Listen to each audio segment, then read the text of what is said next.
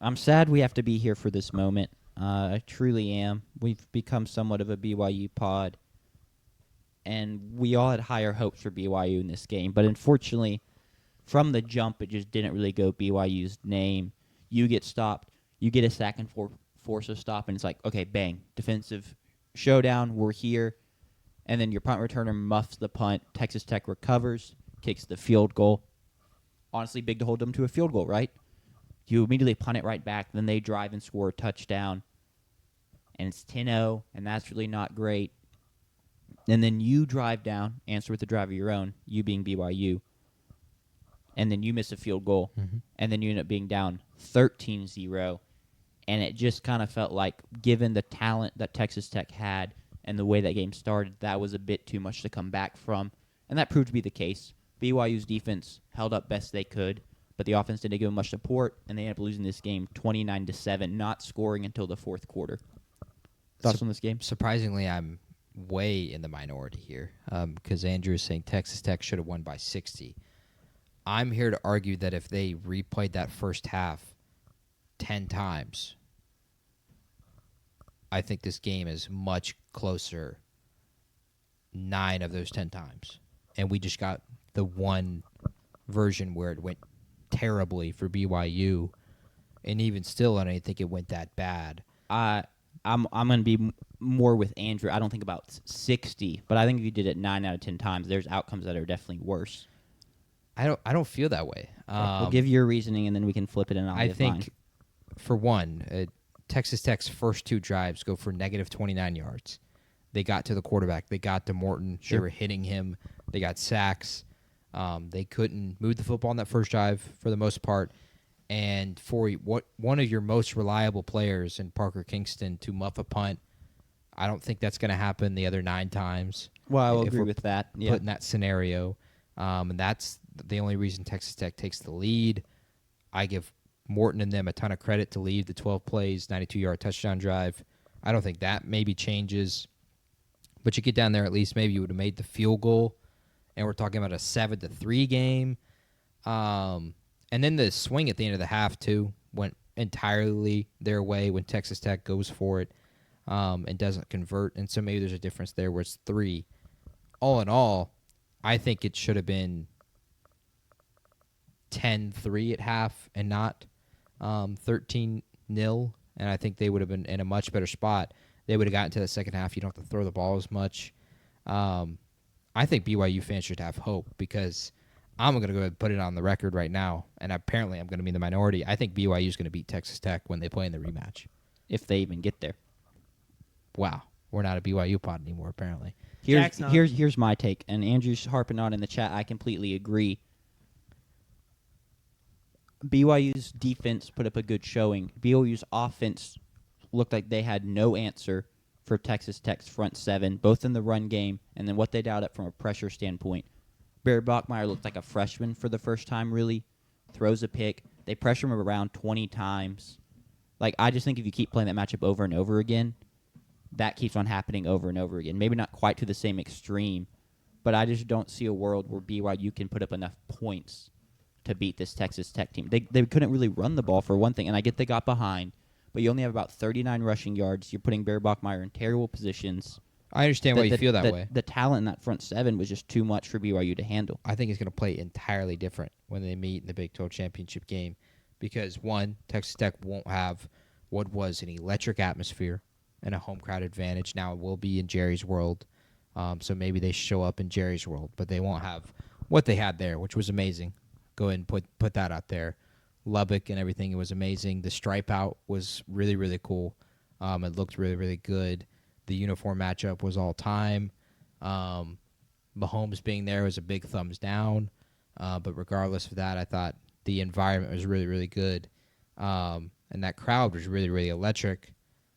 All that being said, I thought BYU actually surprised me because I thought they met the physicality, especially defensively, of Texas Tech. Because Andrew is saying at least, Texas Tech kept getting stalled and kicking field goals. Well, I celebrate defense here, and I give all the credit to BYU there for stalling them and forcing field goals in critical moments and giving their offense continued chances. I think Kalani Sitake and BYU is going to find some better opportunities the second time around. They're outmatched, undoubtedly, Yeah. from a talent perspective. But I thought they surprised me in fact, how competitive I felt like they were from a physicality and an athletic standpoint. I wasn't expecting that. Yeah. I'm very happy with how the defense played. I agree they held up their own in the bargain. But if you're going to say you think BYU can find more offensively against that Tech defense, I think the exact same thing is true for the Tech offense against that BYU defense, that they left a lot of meat on the bone, and there's more to be had for them. And I would just feel more confident once again going in that matchup, trusting Texas Tech's defense to get the better of BYU yet again. And so at this point, if I'm BYU, I'm not even caring about the rematch. You got to go beat Cincinnati. Well, yeah. That's what's on our minds right now. Sure. Is our game against Cincinnati, which is in 2 weeks, I do believe. That's what's on our mind. That's the road to the Big 12 championship, and more, hopefully, is the road to the college football playoff at 10-2 even. For Texas Tech, I don't want to continue down that conversation because I think we're just going to continue to disagree. Yeah. They showed on a national stage that they are. I already felt this with the Utah game. They are one of the top tier teams in the world, Sure. and in the nation, of course. But they look and play just like an SEC team. Yeah. It's actually kind of scary. Their defensive line is like an SEC defensive line. Like, they get after you. Jacob Rodriguez is putting on a Heisman campaign. Romello Height is terrific. They are big, physical, tall, strong. They look no different to me than Texas A&M's defensive line looks. They look the exact same. And then offensively, that looks like an SEC kind of offense where it's not gadget guys. It's actually athletic freaks in Terrence Carter, the tight end, who's just an animal and is really, really tough to stop. And then you have Dickey, who is really, really good at just consistently getting 4 or 5 yards a carry. And then you have Jacoby Williams that pops you for the big ones. And Morton can hit deep throws down the field. And then their receiver in Virgil is good as well. I feel like that's an SEC offense with that SEC defense. This is not your ordinary Big 12 team by any means. They're not like Arizona State's team last year where it was Correct. just Sam Leavitt, just Cam Scotabo, and if they had Jordan Tyson, just Jordan Tyson. Sure. This is a team entirely, and I think they're going to be really, really competitive come the playoff. I thought you said they wouldn't be, because you said they would be, and then he JP said he disagreed. he was pushing back on my thing that they're in a clear tier because he thinks BYU is closer Okay, to them okay. than I I'll thought give him BYU credit for. still showed that they were right up there with them, and we disagree there. But I think Texas Tech is going to be really, really, really, really damn good. More often than not, they're going to beat BYU if they play in a rematch. Yeah. I just think BYU will win this rematch of the 10 And they times could. that we're seeing it. But I think Texas Tech is going to be a real force come the playoff. They would give Bama trouble, point blank, with their defensive front, and then their ability still to move the football. The only downside they have is quarterback. That was going to be my question is, do we trust a Baron Morton-led team to make a run in the playoff? Because No. I don't. Because I don't trust that he's going to be there for every game. Well, that's also a big part of it for sure. In my opinion, he makes too many mistakes. He takes some bad sacks. BYU did a good job getting Terrible pressure, sacks. but a lot of those was like, what the hell are you doing? Yes. Getting sacked. The first field goal they make, it ends up being a 47-yarder because he gets sacked way back in the backfield trying to run 17 away. or 18-yard sack. Now, you talked about them being like an SEC team. They have so many other ways to win. They can win games without really having to rely on him too much. But I'm still always going to bank on the playoffs. You're going to end up in a game where the QB has to make plays, and I'm going to pick Mendoza or Ty Simpson or Julian Sayin Fair. to make more plays than he is. So I wouldn't really expect a him-led team to make a run. I don't know if I think what I'm arguing is not necessarily that he is going to make them win them games. I think their playmakers can win them games. Sure. That's what I think. Because I think they have more than just, like I said, just Arizona State, where it was just Cam Scotabo Yeah. and just Jordan Tyson. No, they've got 9 to 10 guys that can go out there and make consistent big plays throughout the course of a game. But like I said, the quarterback play scares me because, yes, like you said, he makes mistakes.